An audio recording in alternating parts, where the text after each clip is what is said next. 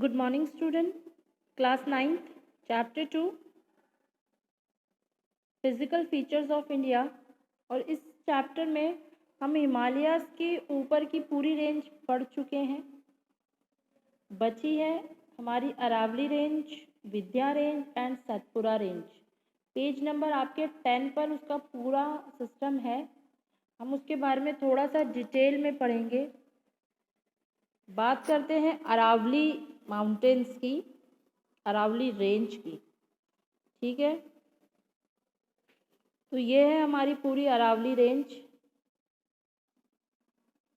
ये है पूरी अरावली रेंज, यहाँ तक जा रही है। ये स्टार्ट होती है गुजरात से, राजस्थान तक जाती है और हरियाणा तक रुक जाती है। मीन्स इसका मोस्ट ऑफ जो पार्ट है वो हमें राजस्थान में देखने मिलता है। राजस्थान की बात करें तो राजस्थान के सिरोही ज़िले में जो माउंटेन रेंज दिखने मिलती है हम उसे माउंट आबू कहते हैं। सब नोन है इस चीज़ से। उस माउंट आबू की जो इस अरावली माउंटेन की जो सबसे हाईएस्ट पीक हम जिसे कहते हैं वो है गुरु शिखर, जो कहाँ देखने को मिलती है? राजस्थान के सिरोही ज़िले की माउंट आबू की सबसे हाईएस्ट पीक है वो है 1722, जिस हाईएस्ट पीक का नाम है गुरु शिखर। ठीक है,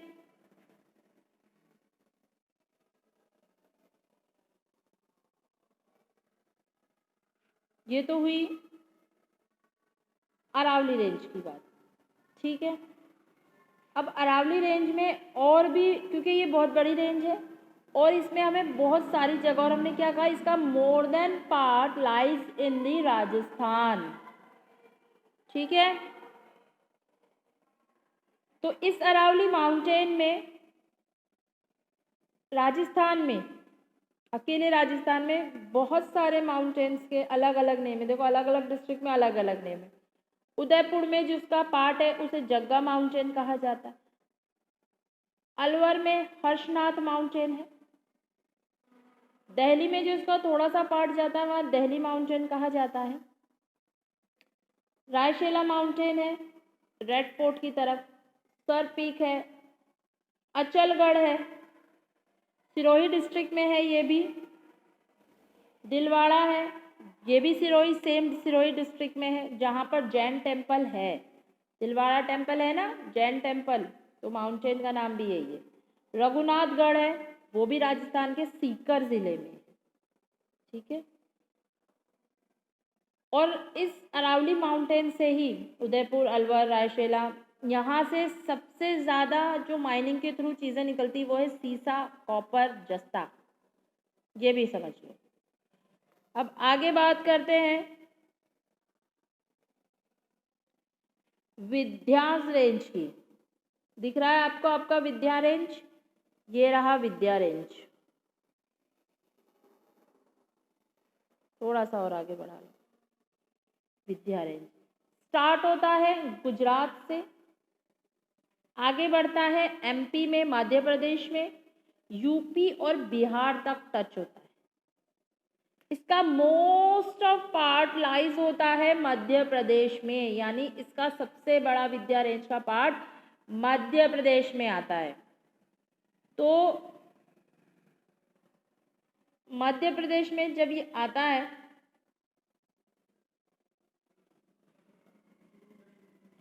तो बिहार में जो हम माउंटेन देखते हैं वो हम कैमूर माउंटेन देखते हैं। ये जो कैमूर हिल्स है, देख रहे हैं आप लोग, ये हिल्स जो है हम इस विंध्य रेंज की इम्पॉर्टेंट हिल्स मानी जाती है। और उसके साथ साथ मैकाल हाईएस्ट पीक है जो अमरकंटक है में है, जो दो रिवर इसे फॉर्म करती हैं। देखो, एक है मैकाल जो है हाईएस्ट पीक है अमरकंटक माउंटेन की, अमरकंटक में देखा जाता है, जो उसकी हाईएस्ट पीक है मैकाल। यहाँ से 2 रिवर फॉर्म में आती है, वो है सोनार एंड नर्मदा रिवर। ठीक है, ये था तुम्हारा विंध्या रेंज। बात करते हैं सतपुड़ा रेंज की, तो ये तुम्हारा सतपुड़ा रेंज इतना नहीं है, छोटा सा है, विंध्या रेंज से थोड़ा सा छोटा है। ये रहा, ये यहाँ से सतपुड़ा रेंज को अगर विंध्या रेंज से सेपरेट करती है तो सतपुड़ा रेंज जो है 2 नदियों के बीच आता है, एक है ताप्ती, दूसरी है नर्मदा। आपके बुक में क्लैरिटी पे दिख रही है 2 रिवर्स जा रही है, एक तो नर्मदा रिवर है और उसके नीचे तापी रिवर है। दिखी तुम्हें? सतपुड़ा रेंज है पेज नंबर 10 पे, ऊपर की तरफ तो नर्मदा है, नीचे तापी, ये 2 रिवर के बीच में ये रेंज है।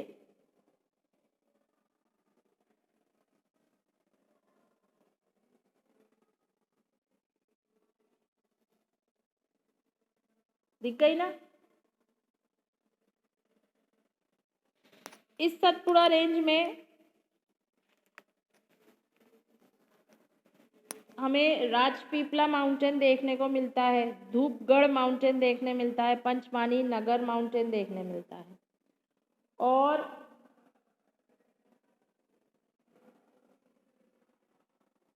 मैकाल माउंटेन का भी आधा पार्ट जो है वो हमें इस सतपुड़ा रेंज में देखने मिलता है।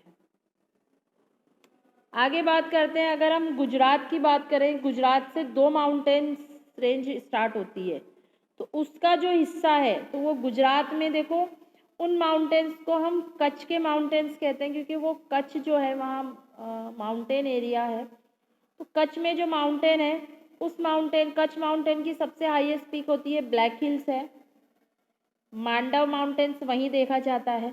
गिर माउंटेन भी है, उस गिर माउंटेन के आसपास ही गिर नेशनल पार्क है। गिरनार माउंटेन है, रावटक माउंटेन है, जूनागढ़ में है। हाईएस्ट पीक है इस रावटक माउंटेन की गोरखनाथ। वडोदरा में हम माउंटेन देखते हैं जामनगर, बड़ौदा में वाइल्ड लाइफ सेंचुरी है इसके पास। महाराष्ट्र की बात करते हैं तो आप लोगों को महाराष्ट्र यहाँ दिख रहा होगा, ये जो दिख रहा है आपको, ये सतमाला हिल्स है ना, ये महाराष्ट्र का पार्ट है। तो ये जो सतमाला हिल्स है ये महाराष्ट्र के नासिक में है। औरंगाबाद में अजंता माउंटेन है और यहीं पर अजंता एलोरा केव्स हैं। ये जो हम अजंता एलोरा केव्स के बारे में पढ़ते हैं वो महाराष्ट्र के इसी औरंगाबाद क्षेत्र में दिखती हैं। अंडरस्टैंड?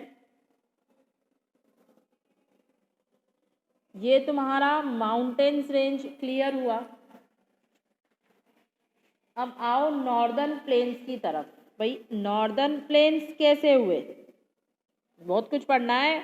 नॉर्दर्न प्लेन्स पढ़ना है, वेस्टर्न घाट पढ़ना है, ईस्टर्न घाट पढ़ना है, प्लेटिव्स पढ़ना है, यहाँ का प्लेन एरिया पढ़ना है, ये जो प्लेन एरियाज हैं इन्हें पढ़ना है। चलो पढ़ते हैं नॉर्दर्न प्लेन्स की तरफ।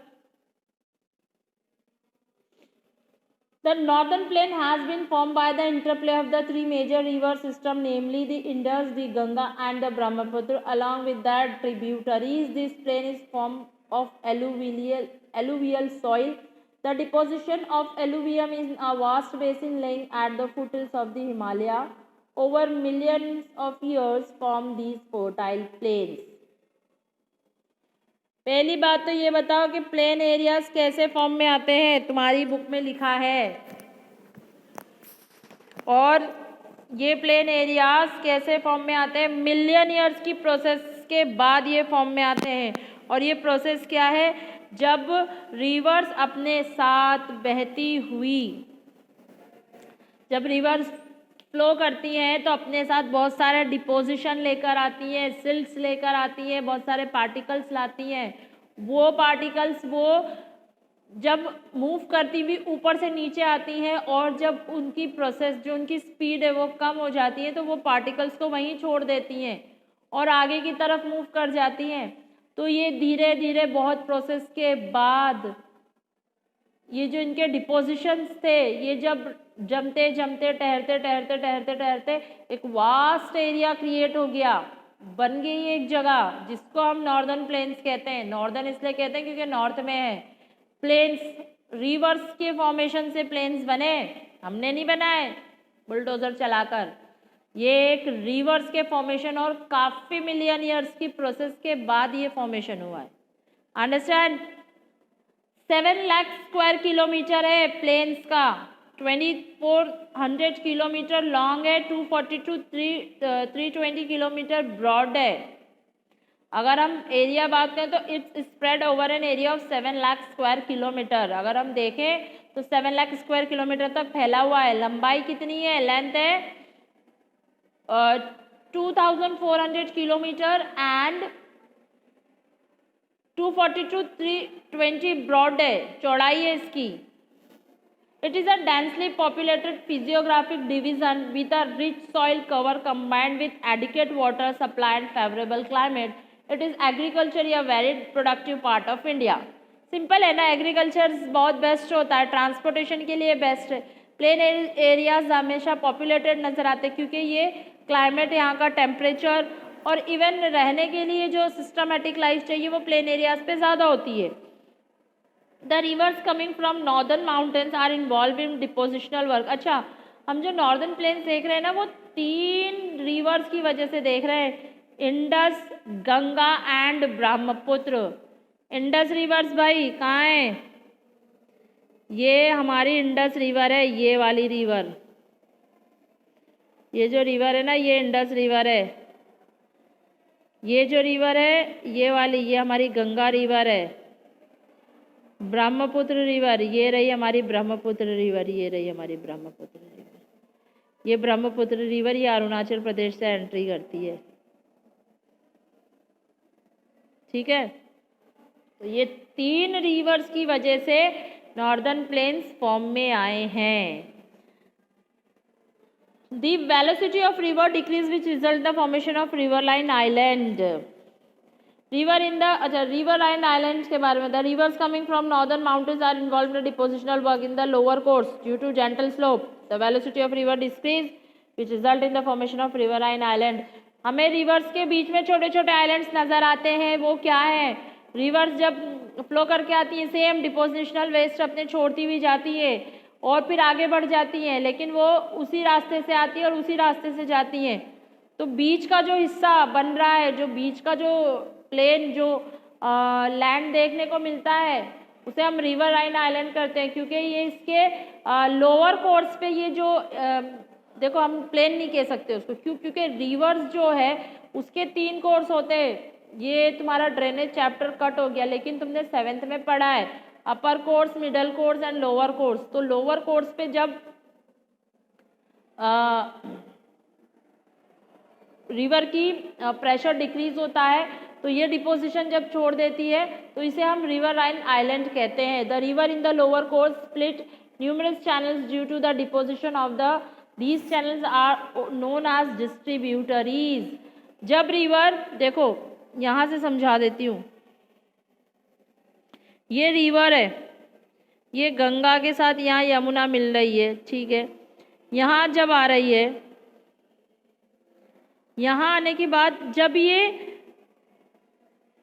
बे ऑफ बंगाल में गिरती है, ठीक है, तो ये जब यहाँ गिरती है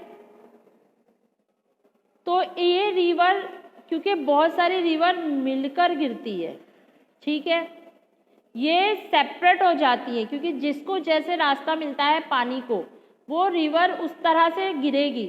तो ये बीच में आने वाली रुकावट की वजह से बहुत सारे पार्ट में डिवाइड हो जाती है रिवर्स। तो ये डिवाइड होकर गिरने को, तो एक रिवर के बहुत सारे पार्ट हो गए, तो पार्ट हो गए तो यानी वो डिस्ट्रीब्यूट हो गई। तो एक रिवर या 2 रिवर जब अरेबियन सी या बे ऑफ बंगाल यानी कोई भी ओशन बॉडीज में जब गिरती हैं तो उसके जो बहुत सारे पार्ट्स हो जाते हैं, पार्ट्स होकर जब वो उसके साथ मिलती है तो वो पार्ट्स जो हैं उस रिवर के डिस्ट्रीब्यूटरीज कहलाते हैं। Understand? Northern plain is broadly divided 3 section में नॉर्दर्न प्लेन डिवाइड है। Western part of the northern plain is referred to the Punjab plain. Western part जो है उसे हम पंजाब प्लेन कहते हैं, जिसे इंडस की ट्रिब्यूटरीज ने बनाया है। Large part of this plain lies in Pakistan में है। The Indus and its tributaries the Jhelum, Chenab, Ravi, Beas and the sea originate in the Himalayas. This section of the plains dominated by doabs. Doabs क्या है? देखो वर्ड्स से बताऊं, दोब्स लिखा हुआ है DOABS।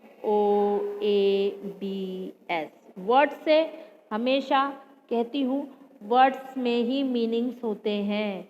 वर्ड्स के मीनिंग पता नहीं किए जाते, वर्ड्स के मीनिंग सर्च किए जाते हैं, यानी उन वर्ड्स में मीनिंग है।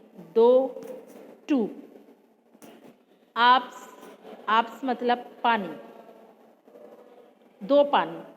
दोब्स किसको कहते हैं? वो जहाँ दो रिवर मिलती है उस जगह को दोब्स कहते हैं। दो रिवर मिलकर जो प्लेन एरिया बनाती है उसे दोब्स कहा जाता है। अंडरस्टैंड? दो रिवर जहाँ मिलती है, डिपोजिशन सेपरेट करती है, मूव करती है आगे। तो दो रिवर मिलने से जो जगह प्लेन, फर्टाइल प्लेन आती है उसे हम दोब्स कहते हैं। अंडरस्टैंड?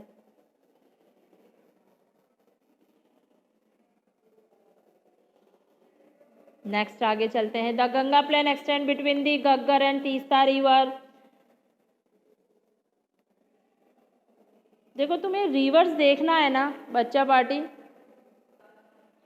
अगर रिवर देखनी है ना कि रिवर्स के नेम, पेज नंबर 19 पे आ जाओ। तुम्हारा जो ड्रेनेज वाला चैप्टर कट हो गया और जिससे तुम बहुत खुश हो रहे हो ना, वो बहुत इंपॉर्टेंट चैप्टर था जो कट हो गया। ठीक है, तो क्या देख रहे हैं हम कि द गंगा प्लेन जो है, जो गंगेटिक प्लेन है, वो घग्गर और तीस्ता रिवर भी है यहाँ पर, उसकी वजह से भी बना है।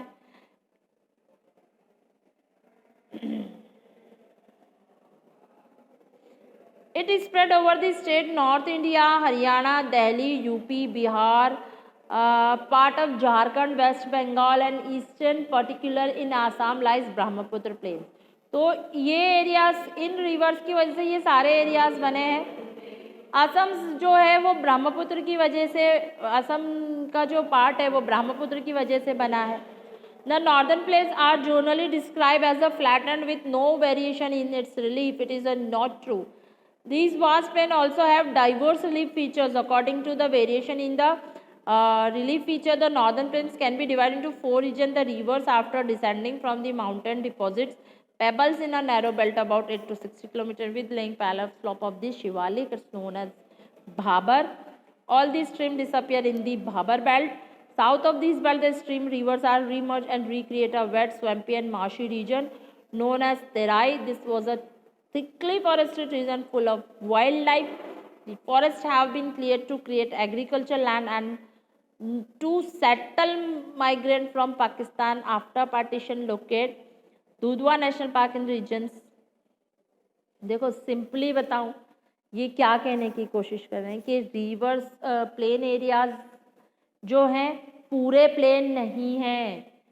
हम सिर्फ उन्हीं प्लेन एरियाज के लिए इन सारे एरियाज को प्लेन कहते हैं। प्लेन एरियाज को भी कितने पार्ट में बांटा गया है? 4 पार्ट में। भाबर, भांगर, तेराई और खादर। तो ये 4 पार्ट में ये सिस्टम बटा हुआ है। अब ये होता क्या है?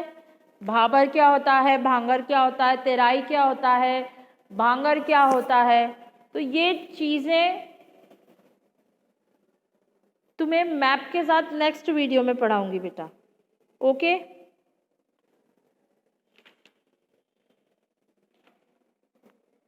अभी आप